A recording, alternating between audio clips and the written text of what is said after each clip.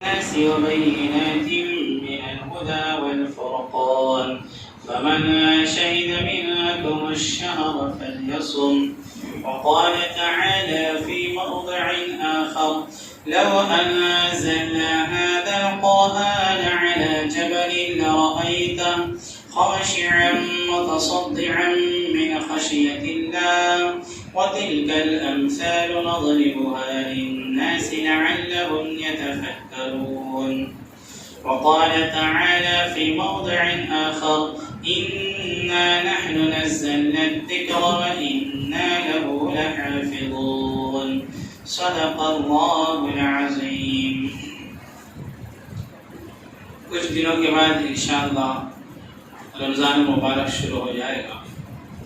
دعا کریں اللہ رب العالمین عافیت کے ساتھ، چین کے ساتھ، سکون کے ساتھ، اطمینان کے ساتھ رمضان مبارک کو گزارنے کی توفیق نصیب فرمائے.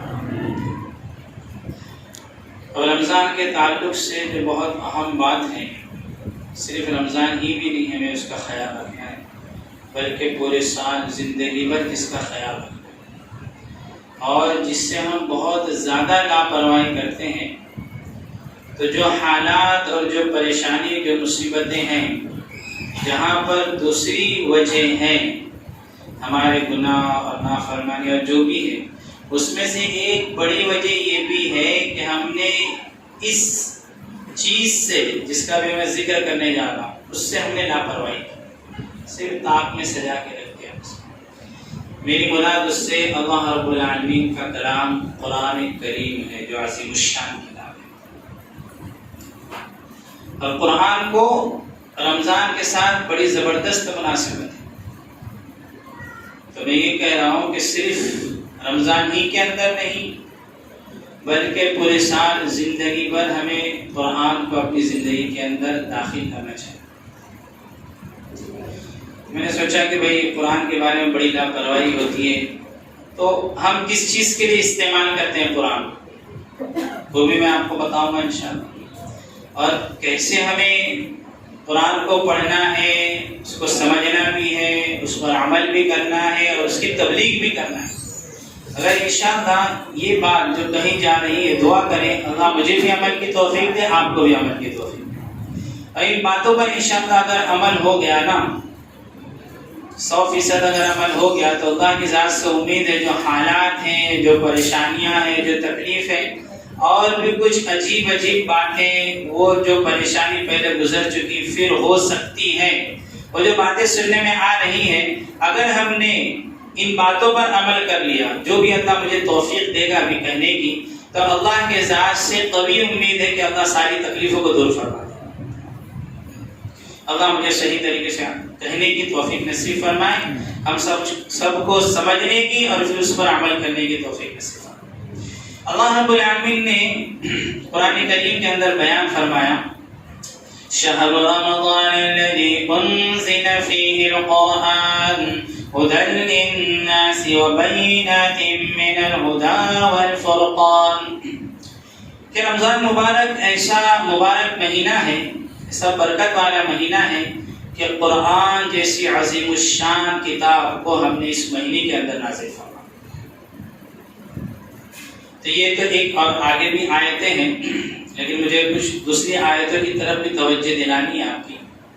ایک جگہ پر اللہ قرآن کے بارے میں فرما رہے ہیں: لو انزلنا هذا القرآن على جبل لرأيته خاشعا متصدعا من خشية الله وتلك الأيام وتلك الأمثال نضربها للناس لعلهم يتفكرون. لو انزلنا هذا القرآن على جبل لرأيته.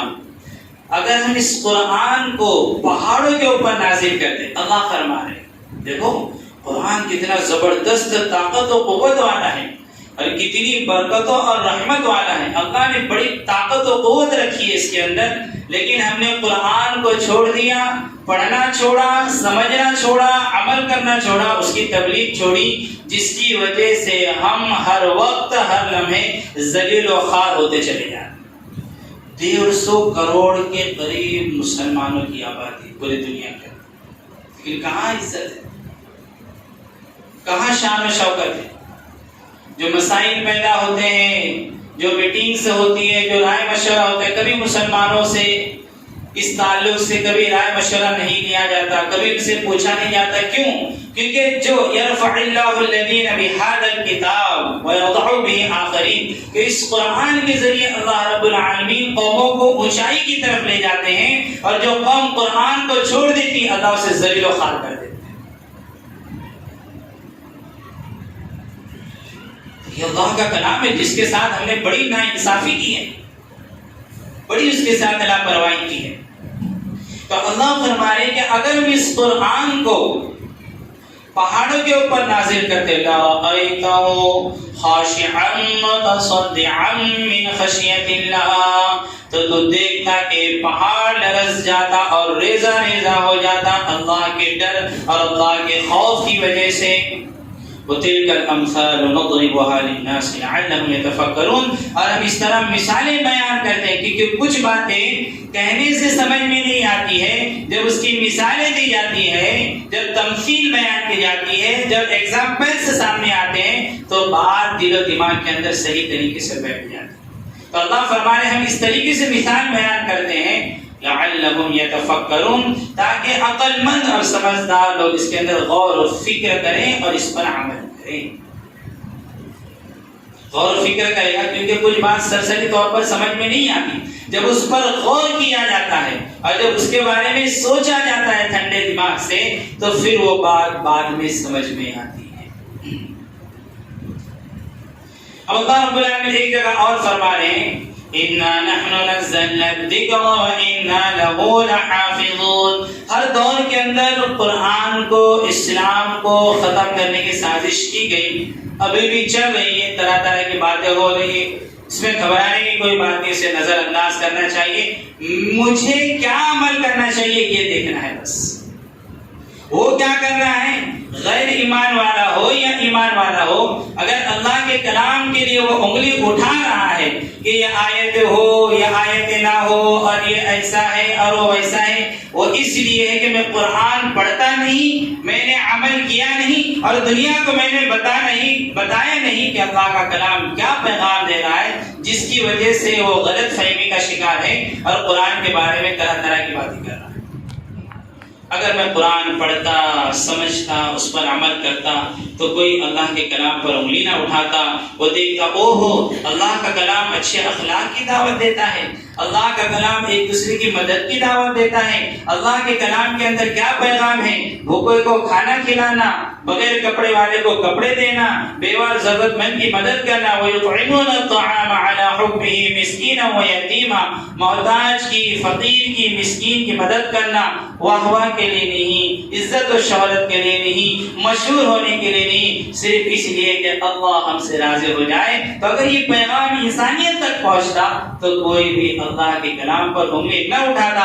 آج جو بھی اللہ کے کلام پر انگلی اٹھاتا ہے اور یوں کہتا ہے کہ اللہ کے کلام سے، قرآن سے اتنی آیتوں کو نکالا جائے تو اس کا مجرم میں ہوں اور آپ ہیں. اسے چھوڑ دو، وہ تو جاہل ہے کہ میں نے قرآن کو پڑھ کر بتایا نہیں کہ اللہ کے کلام کے اندر میسیجز کیا ہے، آپ نے بتایا نہیں کہ اللہ کے کلام کے اندر پیغامات کیا ہے، کہ قرآن کس چیز کی تعلیم دیتا ہے، قرآن کس چیز کا حکم کر رہا ہے. پتہ ہی نہیں، پڑھتے ہی نہیں، اور جو پڑھتے ہیں بس طوطے کی طرح پڑھ رہے ہیں، سمجھنا نہیں ہے، اور جو تھوڑے بہت سمجھے ہیں پریکٹیکل لائف میں اسے لایا ہی نہیں ہے. پریکٹیکل لائف میں اسے اللہ کا کلام کتنی عظمت رکھتا ہے. حضرت موسیٰ علیہ السلام کو ہی طور پہ پہنچے. وَلَمَّا جَاءَ مُوسَىٰ لِمِيقَاتِنَا وَكَلَّمَهُ رَبُّهُ قَالَ رَبِّ أَرْنِي أَنظُرْ إِلَيْكَ قَالَ لَن تَرَانِي وَلَكِنِ انظُرْ إِلَى الْجَبَلِ فَإِنِ اسْتَقَرَّ مَكَانَهُ فَسَوْفَ تَرَانِي. حضرت موسیٰ علیہ السلام نے کہا یا رب میں آپ کو دیکھنا چاہتا ہوں. کوئی طور پر پہاڑ پر آپ پہنچے جہاں پر حضرت موسیٰ علیہ السلام اللہ سے باتیں کیا کرتے تھے. وَلَمَّا جَاءَ مُوسَىٰ لِمِيقَاتِنَا وَكَلَّمَهُ رَبُّهُ قَالَ رَبِّ أَرِنِي أَنظُرْ إِلَيْكَ. کہا کہ یا رب میں ان آنکھوں سے آپ کا دیدار کرنا چاہتا ہوں، آپ کو دیکھنا چاہتا ہوں. تو اللہ رب العالمین نے فرمایا کہ موسیٰ اس پہاڑ کی طرف دیکھو وہ جو پہاڑ اتنی طاقت و قوت کے ساتھ جو کھڑا ہوا ہے، اس پہاڑ کی طرف دیکھو، ہم ذرا سی اپنی جھلک، کتنی، ذرا سی، ذرہ برابر ذرا سی جھلک اس پہاڑ کے اوپر ڈالیں گے، اگر تم اسے دیکھ سکے تو پھر تم ہمیں دیکھ سکو گے۔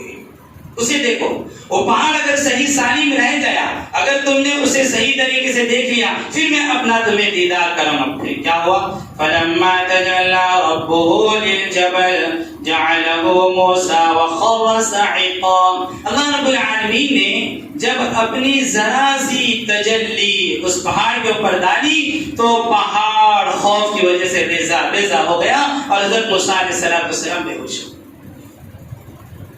فلما افاق قال سبحانك تبت اليك وانا اول المؤمنين۔ جب ہوش آیا تھوڑی دیر کے بعد، حضرت موسیٰ علیہ السلام نے اللہ سے معافی طلب کی کہ اللہ میں معافی چاہتا ہوں، میں نے آپ سے غلط سوال کیا، مجھ میں اتنی طاقت و قوت نہیں، یہ پہاڑ اتنی طاقت و قوت والا، جب وہ آپ کو دیکھنا برداشت نہیں کر سکتا، آپ نے ہلکی سی جھلک ڈالی تو پھر موسیٰ جو کمزور ہے، انسان ہے، پہاڑ سے کمزور ہے، وہ کیسے آپ کو دیکھ سکتا ہے؟ اور بے ہوشی کی وجہ سے آپ گر پڑے۔ تو جو طاقت و قوت اللہ رب العالمین کی ذات کے اندر ہے، وہی طاقت و قوت اللہ رب العالمین نے اپنے کلام مجید کے اندر رکھی ہے۔ کیونکہ قرآن کیا ہے؟ وہ اللہ ہی سے نکلا ہوا ہے۔ قرآن اللہ کا کلام، کلام کا مطلب پڑھنا، کلام کا مطلب بولنا، تکلم کرنا، بات کرنا۔ تو جو قرآن پڑھتا ہے وہ ایسا ہے جو اللہ سے باتیں کر رہا ہے، اللہ سے ہم کلام ہو رہا ہے۔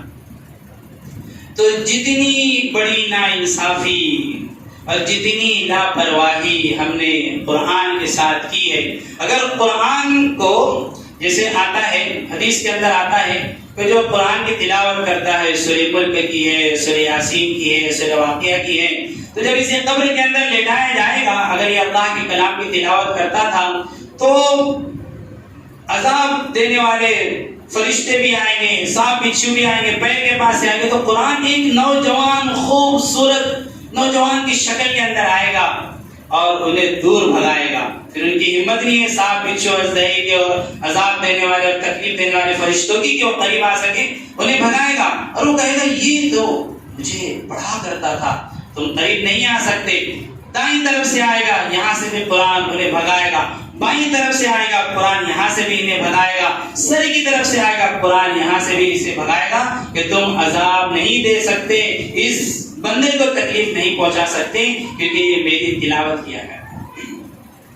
تو اب میرے ذہن میں بات آئی، اب اسی قرآن کو ایک نوجوان کی خوبصورت ایک شکل دے دی جائے اور وہ نوجوان ایسا ہے جو آپ کے دکھ درد میں، آپ کی تکلیف میں، آپ کی پریشانی میں، آپ کے غم میں ہر وقت آپ کے لیے کھڑا ہوا اور اس کے ہاتھوں کے اندر اور اس کی طرف دیکھنے کے اندر شفا ہی شفا ہے، اس کے پڑھنے کے اندر وہ جو بتاتا اگر آپ کریں تو اس کے اندر کامیابی ہی کامیابی، صرف دنیا ہی کے اندر نہیں، آخرت میں بھی کامیابی۔ اب وہ کیا شکایت کر رہا ہے؟ بچپن کے اندر ہم لوگ وہ قرآن کی فریاد پڑھا کرتے تھے، میں نے اسے لکھا ہے، اب میں آپ کو اس میں سمجھاؤں کہ قرآن واقعتاً کیسا گلا و شکوہ کر رہا ہے۔ اگر اسے اس ایک نوجوان کی شکل دے دی جائے قرآن کو، اور پھر کیا تکلیف اور کیا پریشانیاں، کس دکھ درد سے وہ گزر رہا ہے، تو آپ نے اسے دکھ دیا، اس وجہ سے آپ دکھ کے اندر ہیں۔ قرآن کیوں رہ گیا ہے؟ صرف قرآن اس لیے نہ کہ تاج میں بس رکھا ہوا ہے۔ وہ واقعہ تھوڑا سا مشہور ہوا تھا بیچ میں، ایک ٹیچر نے بچوں سے کہا کہ بھئی اپنے گھر کے اندر جو نوز باللہ جو کتاب پڑھی نہیں جاتی نا اسے فالتو رکھی ہوئی، تو وہ کتابیں لے کر آئے، وہ کتابیں لے کر آئے، کچھ کام ہے تو نوز باللہ اللہ حفاظت فرمائے، مسلمان بچے اکثر اس کے اندر 90% بچے 90% وہ بچے تھے جنہوں نے قرآن کو لے کر آیا اور ٹیچر نے جب پوچھا تو انہوں نے بتایا کہ ٹیچر یہ کتاب ہے ہمارے گھر کے اندر، نہ ابو پڑھتے ہیں، نہ امی پڑھتی ہے، نہ بہن پڑھتی ہے، نہ بھائی پڑھتے ہیں، ہم نے دیکھا اس پر دھول مٹی جمع ہو جاتی ہے لیکن اسے کوئی پڑھنے والا ارے بولو نا بھائی نہیں ہے، تو ہم یہ لے کر آئے۔ کتنا افسوس، کتنا بھی بزی ہونا، کتنا بھی مصروف آدمی ہونا، بڑا بزنس مین ہونا، کم سے کم 3 گھنٹے وہ موبائل پر دے رہا ہے. بھائی کتنے گھنٹے؟ کم بتا رہا ہوں، زیادہ کی کوئی حد نہیں ہے. کم سے کم 3 گھنٹے واٹس ایپ پر، فیس بک پر، ٹویٹر پر، اور آپ کے جو انسٹاگرام پر اور ٹیلی گرام وغیرہ وغیرہ جتنے بھی یوٹیوب پر ساری چیزیں 3 گھنٹے سے زیادہ ہی دیتا ہوگا. کم سے کم پکڑو 3 گھنٹے اللہ کے کلام کے لیے. کم سے کم 15 منٹ دے دیتا. جو ذلت اور رسوائی اور جو ہم پریشانی اور جو دکھ کو دیکھ رہے وہ دکھ اور ذلت اور پریشانی ہم نہ دیکھیں. میں تو بتاتا ہوں مووی دیکھنے کے لیے، پکچر دیکھنے 3 گھنٹے ٹائم ہے، 4 گھنٹے ٹائم، لیکن اللہ کے کلام کو پڑھنے کے لیے تو وہ کیا شکوا کر رہا ہے؟ وہ شکوا یوں کر رہا ہے کہ میں صرف طاقتوں میں سجانے کے لیے ہوں، بس اس کے علاوہ میرا کوئی کام نہیں ہے. آنکھوں سے چوما تو جاتا ہوں اور تعویذ بنانے کے لیے ہوں، اور پھر اس کے بعد دو کے پلانے کے لیے. اس کے علاوہ تم نے کس چیز میں مجھے استعمال کیا؟ تم نے صحیح طریقے سے پڑھا نہیں، سمجھا نہیں، اس پر عمل نہیں کیا. تو اسی کا گلہ کر رہا ہے قرآن. طاقوں میں سجایا جاتا ہوں، آنکھوں سے لگایا جاتا ہوں، تعویذ بنایا جاتا ہوں، دھو کے پلایا جاتا ہوں. بس اسی کے لیے رہے گا. تیسرا ہے انتقال کر کا کوئی 10واں ہے، پھر 40واں ہے، اور پھر قرآن خوانی ہے، اور پھر یہ ہے، پھر امکا اور ڈھمکا. اسی کے لیے قرآن ہے. تعویذ بنا کے دے دو مولانا صاحب، اور پھر اس کو گلے میں ڈالنا ہے اور اس کو پہننا ہے. اس کے لیے تو وہ گلہ کر رہا ہے کہ اسی لیے میں رہ گیا ہوں. بس بہترین ریشم کے کپڑے کے اندر لپیٹ کر، اور وہ پلاسٹک سے کیسی پھول والی، ستارے والی، بہت اچھی احترام ہے، بہت اچھی بات ہے، لیکن اصل تو مقصد اس سے پڑھنا، اس پر عمل کرنا تھا، اسے سمجھنا تھا. تو کہہ رہا ہے جزدان و حریر و ریشم کے اور پھول ستارے چاندی کے. آپ ذرا تصور کریں، یہ مظلوم ہے، ایک نوجوان ہے اور جس کے ساتھ یہ ظلم کیا جا رہا ہے. جزدان و حریر و ریشم کے اور پھول ستارے چاندی کے، پھر عطر کی بارش ہوتی ہے، پھر عطر کی بارش ہوتی ہے، خوشبو میں بسایا جاتا ہوں، طاقوں میں سجایا جاتا ہوں، آنکھوں سے لگایا جاتا ہوں. بس اور کیا ہے؟ اور پھر آگے وہ شکایت کر رہا ہے کہ بس تھوڑا سا پڑھا دیا، رٹ لیا، رٹا مار، جیسے طوطے مینا کو پڑھایا جاتا ہے اس طریقے سے پڑھا دیا، لیکن میں کیا کہہ رہا ہوں، کبھی اس کے اوپر غور نہیں کیا. جس طرح طوطا مینا کو کچھ بول سکھائے جاتے ہیں، جس طرح سے طوطا مینا کو کچھ بول سکھائے جاتے ہیں، جس طرح سے طوطا مینا کو کچھ بول سکھائے جاتے ہیں، اس طرح سے پڑھایا جاتا ہوں، اس طرح سکھایا جاتا ہوں، طاقوں میں سجایا جاتا ہوں، آنکھوں سے لگایا جاتا ہوں. اور کس کے لیے رہ گیا ہے؟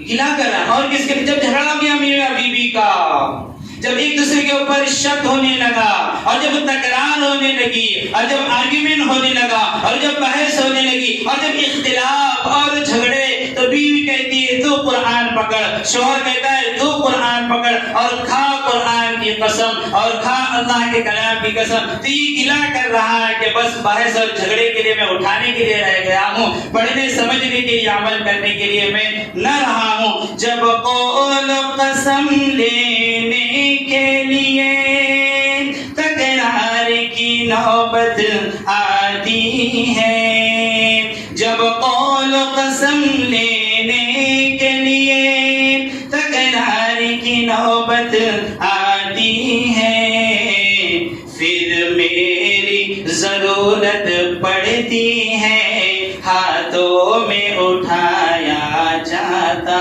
ہوں، خوابوں میں سجایا جاتا ہوں، آنکھوں سے لگایا جاتا ہوں۔ اور پھر کیا ہے، بس جہاں دیکھو وہاں دغا بازی ہے، جہاں دیکھو وہاں بدی ہے، جہاں دیکھو وہاں جھوٹ ہے، جہاں دیکھو وہاں مکاری ہے۔ کوئی لاکھوں میں نہیں، کروڑوں میں کوئی ایک سچا نظر آتا ہے، کروڑوں میں ایک کوئی قرآن پر عمل کرنے والا نظر آتا ہے، اربوں خربوں میں کوئی اچھے اخلاق والا آتا ہے۔ تو قرآن کہ بس ایک بار ہنسایا جاتا ہوں، 100 بار رلایا جاتا ہوں، چاروں طرف اندھیری اندھیری ہے، چاروں طرف گناہ ہی گناہ ہے، چاروں طرف نفرتیں ہی نفرتیں اور بغض عداوت اور حسد ہے۔ اس کے علاوہ نیکی مجھے جلدی نظر نہیں آتی، سچائی پر جھوٹ نے غلبہ کیا ہے، نیکی کے اوپر بدی اور گناہ غالب ہے، نیکی پہ بدی کا غلبہ ہے، سچائی سے بڑھ کر دھوکا ہے۔ بھائی یہ چل رہا ہے نا سر مارکیٹ میں، وہی ہے، نیکی پہ بدی کا غلبہ ہے، سچائی سے بڑھ کر دھوکا ہے، ایک بار ہنسایا جاتا ہوں، ایک بار ہنسایا جاتا ہوں، 100 بار رلایا جاتا ہوں، خوابوں میں سجایا جاتا ہوں، آنکھوں پہ لگایا جاتا ہوں۔ چاروں طرف تو بس کفر کی اندھیریاں ہیں، کہاں ہے نیک لوگ؟ قرآن مجھے تلاش کر رہا ہے، کہاں ہے جو صبح صبح میری تلاوت کیا کرتے تھے، مجھے سمجھا کرتے تھے اور میرے کہنے کے مطابق اپنی زندگی کو گزارتے تھے، اپنے رب کو راضی کرتے تھے، لوگوں کو اسے دعوت دیتے تھے، خود بھی جنت کی راہوں پر چلتے تھے اور دوسروں کو بھی جنت کی راہ بتاتے تھے۔ وہ کہاں ہے؟ وہ کہاں ہے؟